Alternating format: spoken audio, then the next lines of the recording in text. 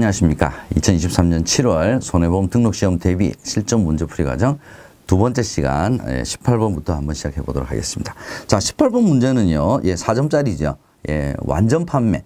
보험상품 완전 판매를 위한 3대 기본 지킴이에 해당하지 않는 것은 4점짜리. 자, 자필 서명, 부본 전달, 약관 전달 및 주요 내용 설명. 이게 3대 기본 지킴이죠. 모집자 실명제 준수와는 상관이 없습니다. 정답은 4번이 되겠고요. 19번 보겠습니다. 손해보험 공정경쟁질서 유지에 관한 상호협정에서 자, 승환계약을 한 경우 부과되는 제재금 맞죠? 최고 한도액은 얼마입니까? 자, 이건 뭐 암기하는 수밖에 없죠. 모집 행위자별 1인당 최고 3천만 원이죠. 위반 계약 건수당은 건수 하나당은 100만 원. 이 두 가지는 3천만 원, 최고 3천만 원, 그 다음에 건수 하나당 100만 원의 제재금을 부과한다는 뭐 암기하는 수밖에 없을 것 같습니다. 여러분 알아두시기 바랍니다. 20번 금소법. 금소법에서 정하는 부당권유행위 금지행위 위반자에 대한 벌칙으로 이 문제는 실은 우리가 기존에 있었던 문제는 아닌 것 같고요. 저도 이번에 뭐 처음 봤습니다. 자, 금소법에서 정하는 부당행위 권유행위 금지행위 위반자에 대한 벌칙은 얼마입니까? 1억 원 이하의 과태료. 자, 이것도 뭐 출제가 된 부분이니까 여러분께서 하나쯤 알아두시면 좋을 듯 합니다.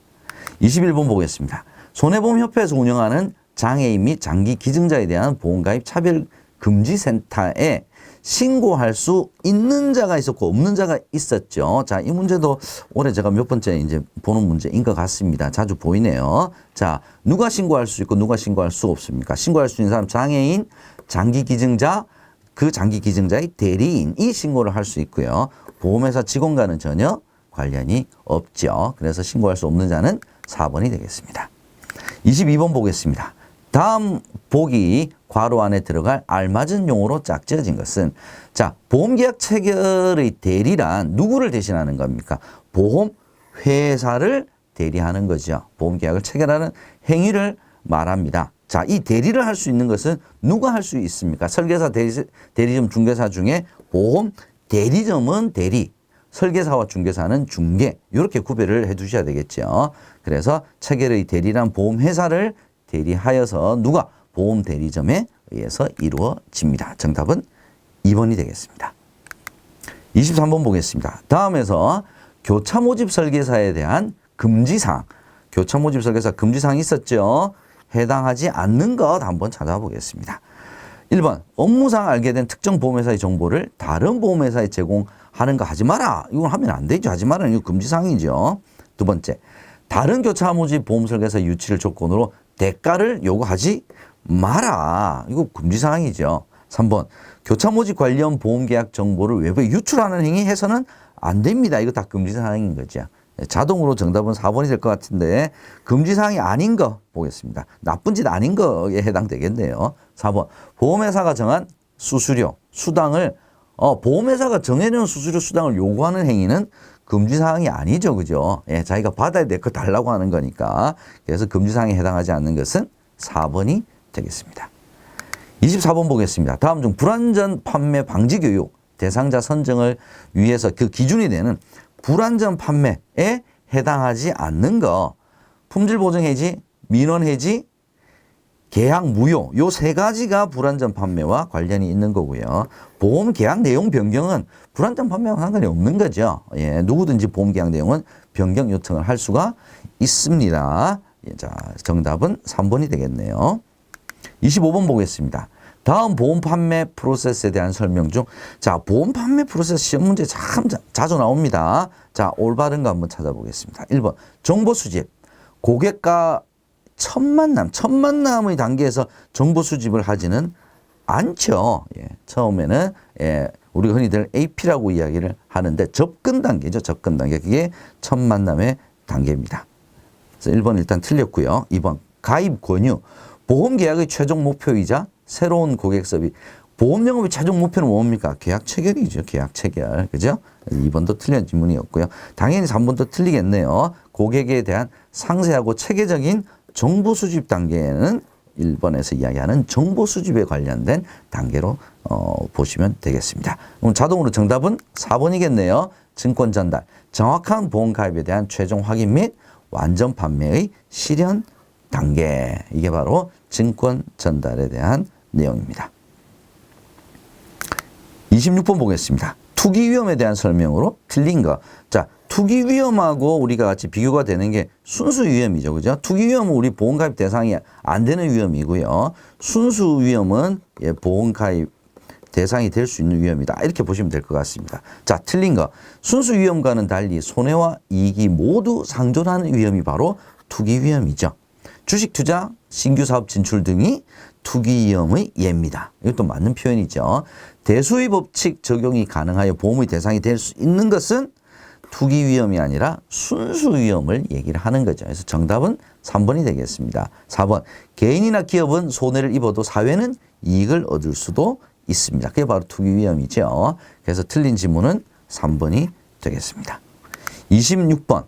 보험의 분류 중 보험 기간에 따른 분류에 해당하지 않는 것은 뭐 잘 이해를 못해요. 자, 보험 기간이니까 벌써 이게 지문을 보게 되면 단기, 장기 그러면 일단 보험 기간으로 우리가 이해를 할 수 있겠네요. 그죠? 예, 기간과 구간은 같이 여러분께서 놓고 보셔야 되겠습니다. 임의 보험은 기간하고는 상관이 없이 운용 형태, 의무적으로 하는 거냐, 자의에 의해서 임의로 할 수 있는 거냐, 임의보험과 의무보험. 자, 이렇게 구별하는 분류는 바로 운영 형태에 따른 분류입니다. 그래서 보험기간에 따른 분류는 구간보험, 장기, 단기 보험에 이 해당이 된다. 이렇게 보시면 될 것 같습니다. 28번 보겠습니다. 다음 중 보험 사기 근절 관련 법령에 대한 설명으로 틀린 것은 1번. 자동차 손해배상보장법에 따라 의료기관이 입원 환자의 외출, 외박 기록 의무 다 가지고 있죠. 자, 이를 위반했을 때는 입원 환자와 의료기관이 동일하게 처벌. 자, 입원 환자에 대해서는 처벌이 없죠. 그래서 의료기관에만 처벌을 내리게 되어 있습니다. 과태료가 300만 원이죠. 예, 그래서 일단 틀린 설명은 정답은 1번이 되겠고요. 2번, 3번, 4번은 어떤 지문인지 한번 읽어보겠습니다. 2번, 과거 보험사기는 형법상 사기죄에 따라 처벌하였으나 현재는 보험사기 방지 특별법에 따라서 처벌을 하게 됩니다. 이 지문도 뭐 자주 나오는 거죠. 3번, 보험사기 방지 특별법상 보험사기 이득액이 5억 원 이상인 경우 가중 처벌한다. 얘도 맞는 지문이죠. 많이 출제가 되는 지문입니다. 4번, 자동차관리법상 정비업체는 정비 의뢰자에게 반드시 사전 견적서를 교부를 해야 합니다. 그래서 정비 의뢰자가 요청 시에 사전 견적서를 교부해야 된다. 이건 다 틀렸습니다. 반드시 사전 견적서를 교부를 해야 된다. 다 맞는 표현이죠. 정답은 1번이 되겠습니다. 29번 보겠습니다. 다음 중 음주운전 및 관련 처벌에 관한 설명으로 옳지 않는 것 한번 찾아보죠. 1번, 운전이 금지되는 술에 취한 상태의 기준은 혈중 알코올 농도 0.03%, 0.03% 여러분 기억해 주셔야 됩니다. 자, 음주운전 기준 0.03%입니다. 1번은 맞는 지문이 되겠네요. 2번, 술에 취한 상태에서 운전한 것이 확실한데도 경찰의 음주 측정 요구에 불응한 경우 거부했네요. 음주 측정 요구 거부 시에는 5천만 원 이상 1억 원 이하의 벌금. 분명히 뭔가 벌금 셀 것 같긴 한데 5천만 원 이상 1억 원 이하는 아니죠. 얼마입니까? 500만 원 이상 2천만 원 이하의 벌금에 처하게 됩니다. 그래서 정답은 일단 틀린 지문은 2번이 되겠고요. 3번, 4번 어떤 내용인지 보겠습니다. 3번, 음주운전 1회 적발된 자가 다시 음주운전으로 두 번째 이제 적발되는 거죠. 면허가 취소가 됩니다. 정지 사유에 해당을 하더라도 바로 취소가 된다. 4번, 음주운전 사고로 위험운전 치사죄. 치사죄니까 사망을 했다는 거죠. 그죠? 사망을 했을 경우에는 무기 또는 3년 이상의 유기징역에 처한다. 맞는 내용이 되겠습니다. 치상죄가 되게 되면 치상이면 상해를 입었고요. 치사죄는 사망을 했을 경우니까 무기 또는 3년 이상의 유기징역에 처한다. 여러분 기억을 해 두시기 바랍니다. 이 지문 하나하나가 다 정답이 될 수 있는 지문들이다. 이렇게 생각을 해 주시면 좋을 것 같아요. 30번. 다음 중 피보험 이익에 대한 설명으로 틀린 거. 피보험이익 부분도 시험에 자주 출제가 되는 부분이죠. 1번. 피보험이익은 손해보험에서만 인정이 된다. 예, 생명보험은 사람의 신체 생명이기 때문에 피보험이익이라고 하는 개념이 없다. 이렇게 보시면 될 것 같고요. 재산보험도 사람의 신체와 관련된 거기 때문에 없습니다. 그래서 손해보험에서만 인정이 된다. 맞는 지문이 되겠죠. 2번. 피보험이익은 보험계약의 도박화, 인위적 위험을 방지할 수가 있습니다. 여기 하나의 효과죠. 특징이죠. 3번.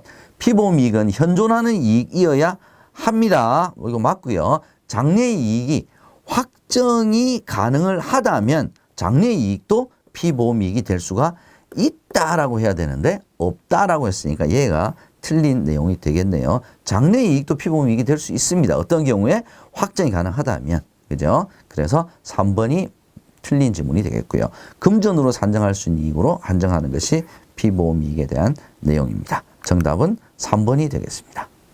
31번 보겠습니다. 다음 보기는 어떤 보험의 보상 방법에 대하여 설명한 것인가? 보기의 내용 보죠. 보험회사는 각자의 보험 가입 금액, 각자라고 하는 거 보니까 보험회사 여러 군데 모양이네요. 피보험자에게 연대 책임을 진다. 보험 가액 한도 내에서 실손 보상한다. 자, 일단 이게 뭐 여러 보험회사가 인수를 했으니까 뭐 느낌상으로 잘 모르시겠으면 중복보험 아니면 뭐 공동보험 뭐 이 정도가 되겠네요. 자, 각자의 보험 가입 금액 비율에 따라 연대 책임을 지는 것은 바로 중복보험에 대한 내용입니다. 정답은 1번이 되겠습니다. 1번 중복보험의 보상 방법에 대한 설명 해당이 되겠습니다. 자, 32번 문제 한번 보겠습니다. 보험계약에 대한 설명으로 옳은 거 보험계약에 대한 설명 한번 살펴보도록 하겠습니다. 1번 보험계약 성립 후 6개월이 지난 때까지 보험료를 미납한 경우 그 계약의 효력은 상실. 자, 보험료를 일정 기간 안 냈다는 거죠. 자, 그게 6개월까지 기다려주지는 않죠. 6개월이 아니라 2개월이 지난 때까지 보험료를 미납한 경우에 그 효력은 상실이 된다라고 해야 맞는 표현입니다. 그래서 1번 일단 틀린 지문이고요. 2번 보험계약자의 최초 보험료 납부는 보험계약의 성립과는 무관하다. 자, 보험계약의 성립 어떻게 됩니까? 계약자의 청약, 그 다음에 보험회사의 승낙으로 보험계약은 성립을 하죠. 그래서 최초 보험료의 납부는 책임 개시의 시기와 관련이 돼 있지 성립과는 상관이 없죠. 무관하다라고 했으니까 2번이 맞는 지문으로 보입니다. 3번 보겠습니다. 보험회사의 책임은 보험회사의 승낙이 있은 때부터 시작이 개시가 되는 것이 아니라 최초 보험료 납부 시점부터 개시가 되죠. 3번도 틀린 지문입니다. 4번 보험계약자는 보험증권을 소지하고 있지 않으면 권리를 주장할 수 없다. 자, 권리를 계약자가 주장하는 거와 증권의 소지는 전혀 상관이 없습니다. 예, 보험증권은 인터넷에서 다시 신청해서 발급받으면 되겠죠. 예, 권리 주장과는 전혀 상관이 없습니다. 자, 마지막 33번 문제 한번 보겠습니다. 금융위원회에 대한 보험회사의 보고사항. 자, 보고사항이 있고 신고사항이 있었죠. 어떤 게 보고사항입니까? 조금 가벼운 게 보고사항일 거고 좀 중대한 사항은 신고사항에 해당이 되겠죠. 상호 또는 명칭의 변경, 기초서류 변경, 정관 변경, 대통령이 정한 최대 주주의 변경. 자, 이 중에서 기초서류의 변경은 얘는 뭐 상품하고 개발 시 굉장히 관련이 돼 있는 거죠. 이 기초서류의 변경은 보고사항이 아니라 당연히 신고사항에 해당이 된다. 이렇게 여러분께서 구별을 해주시면 좋겠습니다. 자, 이렇게 해서 33번까지 두 번째 시간 여러분과 함께 했습니다. 저는 세 번째 시간에 다시 뵙도록 하겠습니다. 여러분 수고하셨습니다.